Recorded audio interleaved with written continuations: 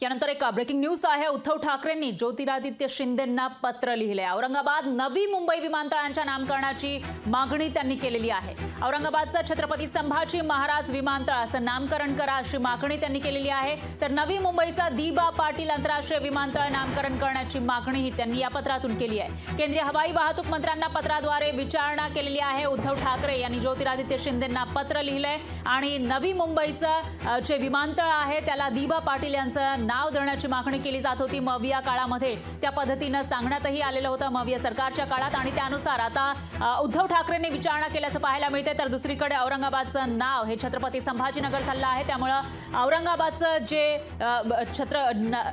तिथल्या एअरपोर्टचं नाव औरंगाबादच अजूनही आहे ते संभाजी महाराज करावं अशी मागणी उद्धव ठाकरेंनी केली आहे।